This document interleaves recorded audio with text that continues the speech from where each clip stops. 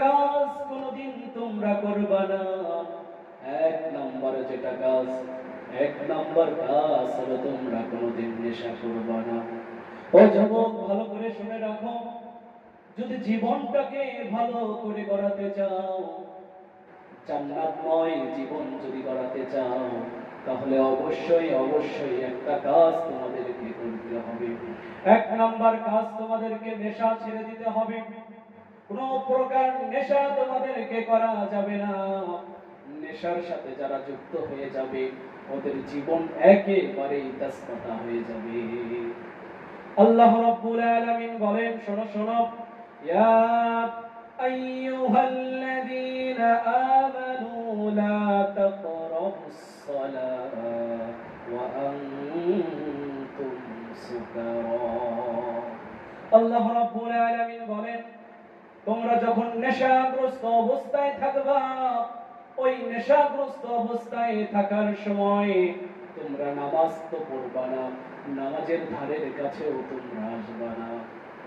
ও যুবক শোনো, আল্লাহ রাব্বুল আলামিন তোমাদেরকে এত সুন্দর করে মায়া মোহাব্বত করে পৃথিবীতে পাঠিয়েছেন, তোমরা তোমাদের নিজের জীবনটাকে আজকে নেশায় ভাসিয়ে দিয়েছো। ইয়াবা, আফিম, মদ, গাঞ্জা, ফেন্সিডিল খেয়ে খেয়ে নিজের জীবনকে এমন ভাবে গড়েছো, কোনটা বাবা, কোনটা মা, কোনটা ভাই, কোনটা বোন, কাউকে আজকে চিনতেছ না। স্ত্রীদেরকেও চিনতেছ না, নিজের সন্তান, নিজের স্ত্রীদেরকেও শুধুমাত্র নেশার কারণে আজকে যুবকরা বিসর্জন দিচ্ছে। সংসার তাদের ভালো লাগে না, কাজকর্ম ভালো লাগে না, পৃথিবীর কিছুই ভালো লাগে না। যে পর্যন্ত সে নেশা করতে পারে নাই, ওই পর্যন্ত যুবকের মন চায় আরো যেন নেশা করি, আরো নেশা করি। অর্থ খরচ, বাবার সম্পদ নষ্ট করে দেয়।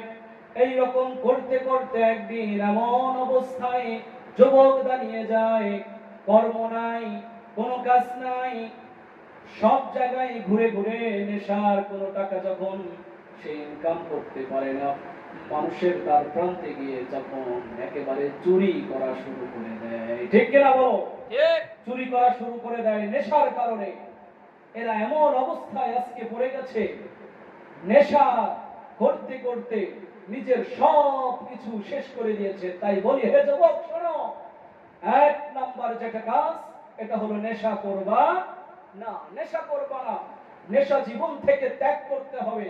দুই নম্বর, এটা ক্যাসিনো, এই যে জুয়া, এই জুয়া থেকে তোমাকে বেরিয়ে আসতে হবে।